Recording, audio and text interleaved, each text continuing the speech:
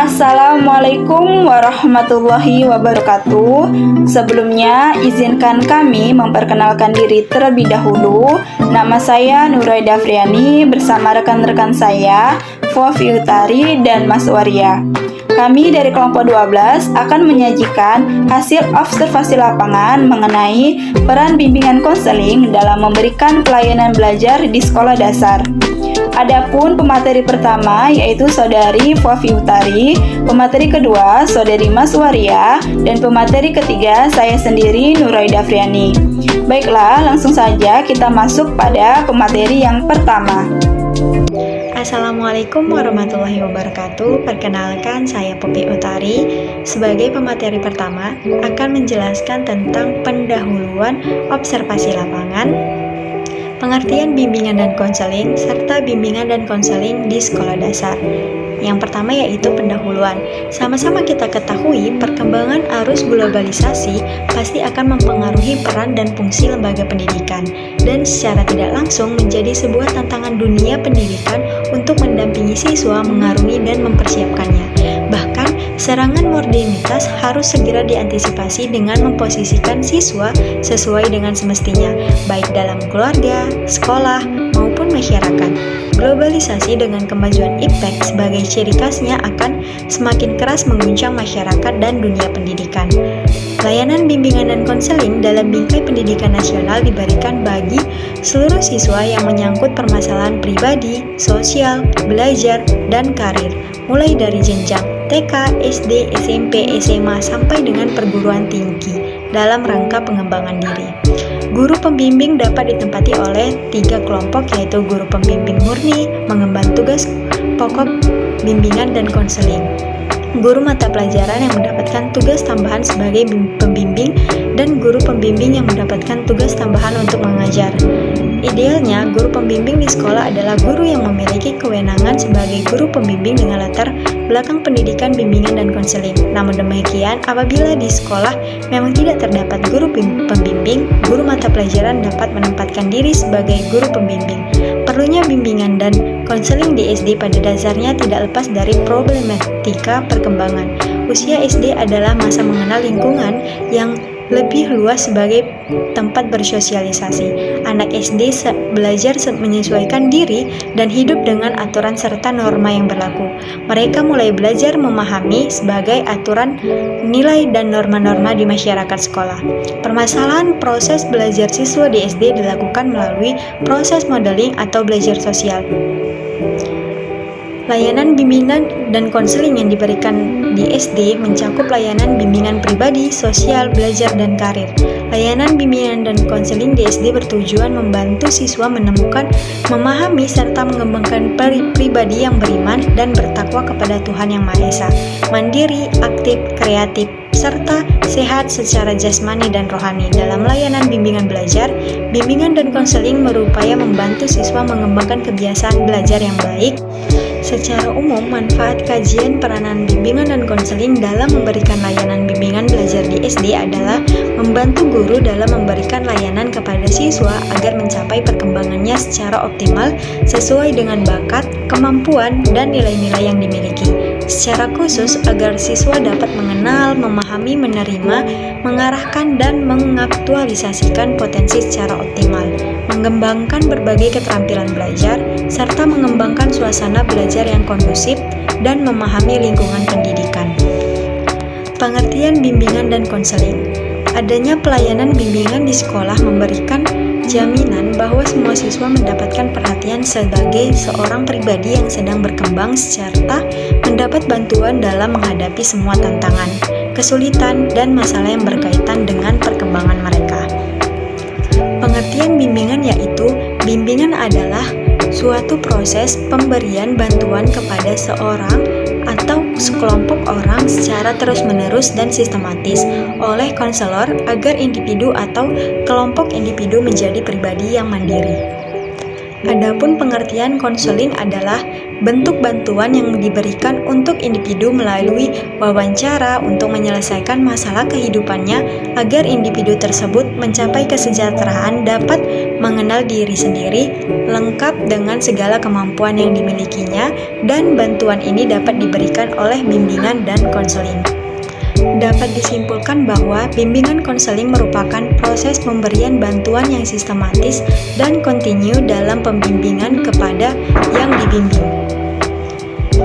Bantuan yang diberikan ditujukan untuk tercapainya kemampuan yang optimal, maupun memahami diri, mengarahkan diri, mengatasi masalah, dan menyesuaikan diri terhadap lingkungan, serta mampu membuat keputusan yang bijaksana dalam merencanakan masa depan.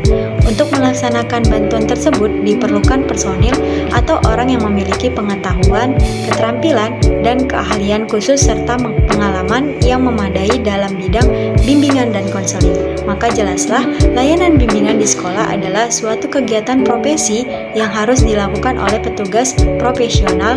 Dalam hal ini yaitu adalah pembimbing yang ada di sekolah, yaitu guru.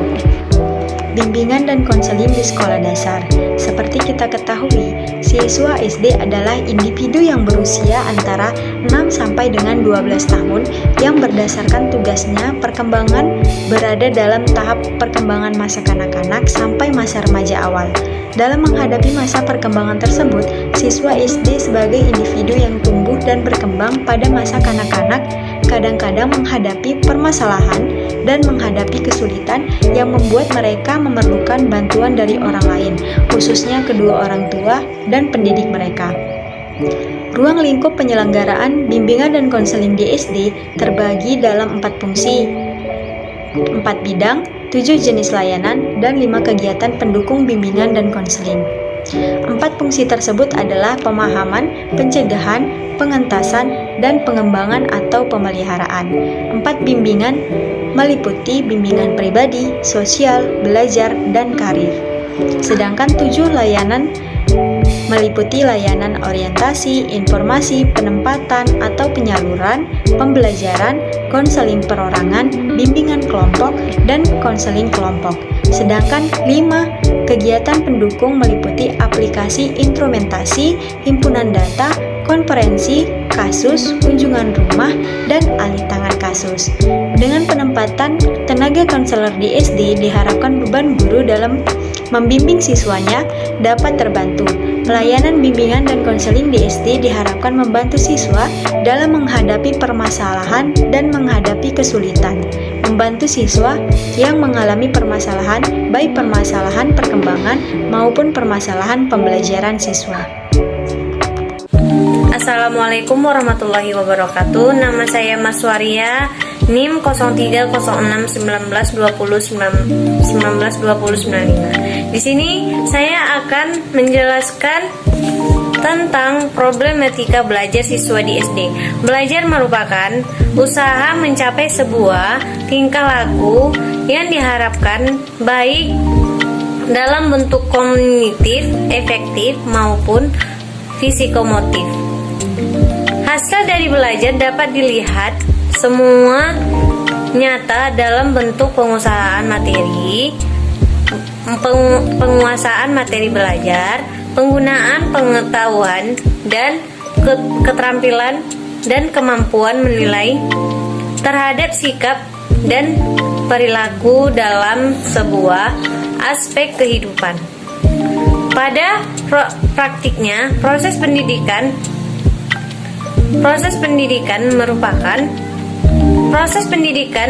dan belajar siswa tidak perlu berjalan lancar. Selalu ada permasalahan seperti belajar siswa sangatlah kompleks dan bervariasi.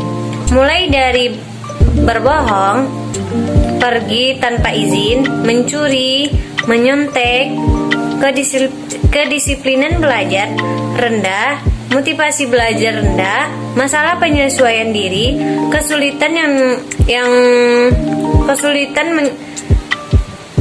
mengikuti pembelajaran, prestasi belajar rendah, tidak serta serta-merta diakibatkan oleh siswa yang bodoh, melainkan disebabkan oleh sikap dan cara belajar yang salah. Hal ini tidak terlepas dari dampak perkembangan ilmu, pengetahuan, dan teknologi serta seni yang berdampak pada perubahan gaya hidup dan masyarakat. Wujud nyata kebiasaan belajar siswa yang salah dan kurangnya setujunya dalam belajar diteliti oleh banyak pakar, diantaranya adalah muawanah dan hidayah. Umum bahwa terdapat beberapa kecenderungan tingkah laku, tindakan pendidikan terhadap perilaku dan sikap siswa yang menyimpang, diantaranya yang kedua, faktor-faktor mempengaruhi belajar. Menurut Ahmadi dan Supriyono, faktor penyebab kesulitan belajar siswa antara lain yaitu yang pertama, faktor internal, yaitu sakit, kurang sehat, cacat tubuh, inteligensi, bakat, minat, motivasi, dan kesehatan mental dan tipe belajar anak. Yang kedua, faktor eksternal. Yang pertama yaitu ada tiga. Yang pertama yaitu faktor keluarga. Cara mendidik anak, hubungan orang tua anak, contohnya adalah bimbingan dari orang tua, suatu rumah atau keluarga, keadaan ekonomi keluarga, baik ekonomi yang miskin maupun terlalu kaya. Yang kedua, faktor sekolah, guru, faktor alat, kondisi, gedung, kurikulum, waktu sekolah, dan disiplin kurang. Masuk ke teknik-teknik bimbingan dan konseling belajar di SD. Pembelajaran bimbingan belajar di SD secara umum tidak dapat dilepaskan dari karakteristik siswa di SD. Dan karakteristik pembelajaran mengacu pada kedua aspek. Yang pertama yaitu bimbingan kelompok merupakan proses pemberian bantuan yang dilakukan kepada siswa secara berkelompok. Bimbingan kelompok terdiri dari 20 sampai 35 orang atau 15 sampai 20 orang, yang paling efektif diantaranya itu 5 sampai 15 orang. Yang kedua, konseling kelompok merupakan salah satu aktivitas populer dalam layanan bimbingan dan konseling, terutama dalam rangka perbaikan konseling dari diri siswa. Konseling kelompok lebih menekankan pada upaya perbaikan permasalahan belajar siswa. Hal ini karena kebiasaan belajar yang salah muncul dan dari konsep diri yang salah. Dalam konseling kelompok sekaligus sedang mengalami krisis dan belajar atau permasalahan belajar sifat temporer dan situasional. Menurut Romlah, perbedaan mendasar antara bimbingan kelompok dan konseling kelompok adalah sebagai berikut. Yang pertama, aspek perbedaan yang itu pertama sasaran. Sedangkan bimbingan kelompoknya seluruh siswa secara reguler. Secara kelompok hanya siswa tertentu yang memiliki masalah serupa. Yang kedua, tujuan pembentuan sikap. Bimbingan kelompok tidak langsung, sedangkan konsep kelompok langsung. Yang ketiga, teknik dalam bimbingan kelompok itu memberikan informasi, dan dalam konsep kelompok yaitu keterlibatan proses. Yang kelima, basis hubungan kelompok, yang dalam itu bimbingan kelompoknya klasikal dan kurang intim. Sedangkan konsep kelompok kecil dan intim. Baiklah, nama saya Nuraida Afriani. Saya akan menyajikan materi selanjutnya mengenai aplikasi layanan bimbingan dan konseling belajar di sekolah dasar. Aplikasi layanan bimbingan dan konseling belajar di sekolah dasar dilandasi oleh tugas-tugas perkembangan yang harus dicapai dengan mengacu pada aspek-aspek perkembangan dan kematangan intelektual yang terbagi dalam 3 tingkatan. Pertama, pengetahuan aktokognitif, yaitu siswa mengetahui, mengenal, dan memahami tentang berbagai konsep perilaku belajar yang baik. Kedua, akomodasi atau afektif, yaitu siswa menerima dan menginternalisasikan pengetahuan tentang belajar yang baik dalam bentuk sikap-sikap belajar yang menunjukkan cara belajar yang baik. Ketiga, perilaku psikomotorik, yaitu siswa aktif terlibat dalam kegiatan pembelajaran. Oleh sebab itu, pelaksanaan kegiatan bimbingan dan konseling belajar di sekolah dasar dapat dilakukan dengan pelaksanaan kegiatan-kegiatan layanan. Yang pertama, layanan orientasi, dilakukan dalam bentuk pengenalan siswa terkait dengan lingkungan sekolah. Yang kedua, layanan informasi, dilakukan dalam rangka memberikan penjelasan tentang informasi di sekolah seperti tata tertib. Yang ketiga, layanan penempatan, dilakukan terkait dengan akademik, kegiatan belajar seperti penempatan kelas. Yang keempat, kegiatan bimbingan cara belajar, diantaranya klasikal, kelompok, individual. Yang kelima, layanan himpunan data, yaitu seperti biodata siswa, latar belakang keluarga, dan sebagainya. Yang keenam, layanan tampilan pustaka, yaitu menonjolkan adanya kelengkapan buku-buku perpustakaan yang menumbuhkan motivasi belajar siswa. Adapun aplikasi layanan konseling belajar di sekolah dasar meliputi layanan konseling kelompok dan individual dalam rangka pemecahan masalah-masalah disiplin belajar. Yang kedua, layanan konsultasi, dilakukan dengan pihak yang dianggap memiliki kewenangan. Yang ketiga, layanan konferensi kasus, dilakukan melibatkan seluruh unsur pendidikan dan tenaga kependidikan. Yang keempat, layanan kunjungan rumah, dilakukan agar mendapatkan data yang real tentang aktivitas siswa di rumah. Yang kelima, layanan ahli tangan kasus atau referral, dilakukan dalam rangka pemecahan masalah siswa yang sudah merupakan di luar kewenangan ataupun tanggung jawab guru. Baiklah, saya akan menjelaskan materi selanjutnya mengenai peranan bimbingan dan konseling dalam memberikan bimbingan belajar di sekolah dasar. Layanan bimbingan dan konseling mempunyai peranan yang besar dalam membantu siswa untuk pengembangan kepribadiannya di masa yang akan datang. Salah satu peran yang bisa dilakukan oleh guru bimbingan dan konseling adalah menciptakan kegiatan belajar mengajar bernuansa bimbingan konseling. Namun, realitas di lapangan, khususnya di sekolah dasar, menunjukkan bahwa belum adanya guru bimbingan konseling, tetapi semua diserahkan dengan guru kelas.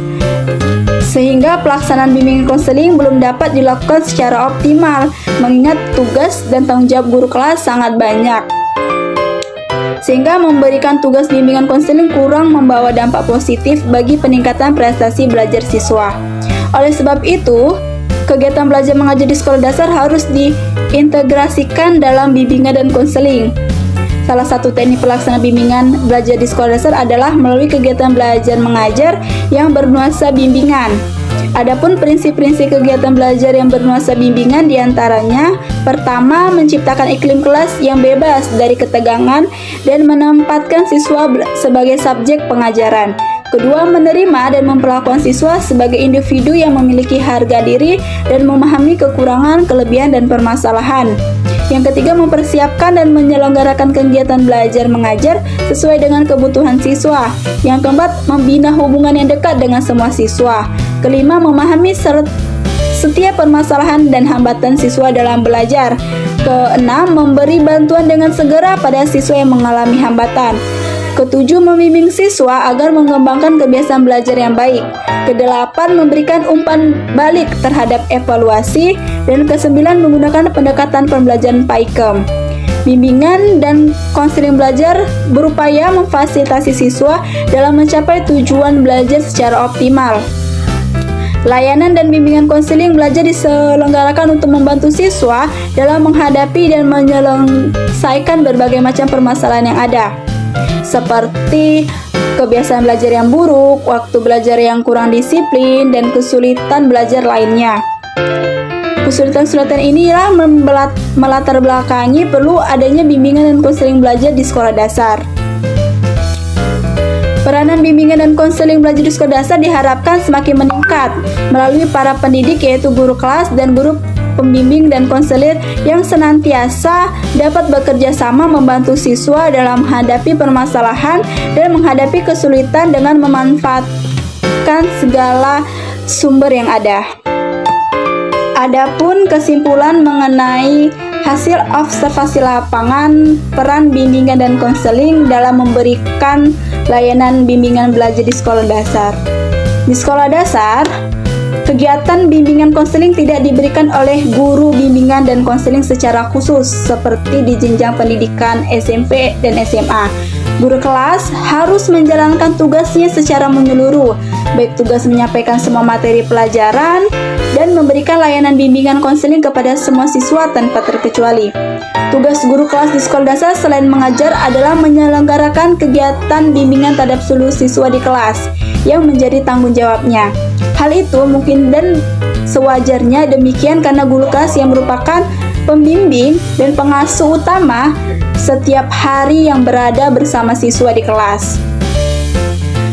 Namun, realitas di lapangan, khususnya di sekolah dasar, menunjukkan bahwa peran guru kelas dalam pelaksanaan bimbingan konseling belum dapat dilakukan secara optimal, mengingat tugas dan tanggung jawab guru kelas yang sangat besar, sehingga tugas memberikan layanan bimbingan konseling kurang membawa dampak positif bagi peningkatan belajar siswa. Tujuan bimbingan belajar secara umum adalah membantu siswa agar dapat penyesuaian yang baik di dalam situasi belajar, sehingga setiap siswa dapat belajar dengan efisien sesuai dengan kemampuan yang dimilikinya dalam mencapai perkembangan yang optimal. Di antaranya pertama, membantu siswa mengembangkan kebiasaan belajar yang baik dalam menguasai pengetahuan dan keterampilan. Kedua, mencapai cara-cara belajar yang efisien dan efektif. Yang ketiga, menunjukkan cara-cara mempelajari dan menggunakan buku pelajaran. Yang keempat, membuat tugas sekolah dan mempersiapkan diri dalam ulangan dan atau ujian. Yang kelima, menentukan pembagian waktu dan perencanaan jadwal belajar. Oleh sebab itu, kegiatan belajar mengajar di sekolah dasar harus diintegrasikan dalam bimbingan dan konseling. Layanan bimbingan dan konseling mempunyai peranan yang besar dalam membantu siswa untuk pengembangan kepribadiannya bagi peranan siswa di masa yang akan datang. Salah satu teknik pelaksanaan bimbingan belajar di sekolah dasar adalah melalui kegiatan belajar mengajar yang bernuansa bimbingan. Operasionalnya adalah nilai-nilai layanan bimbingan belajar diberikan kepada siswa di sela-sela atau bahkan bersamaan dengan materi pembelajaran. Demikianlah hasil presentasi dari kelompok kami. Apabila ada kesalahan dan kekurangan, kami mohon maaf. Kami akhiri, wabillahi taufik walhidayah. Wassalamualaikum warahmatullahi wabarakatuh.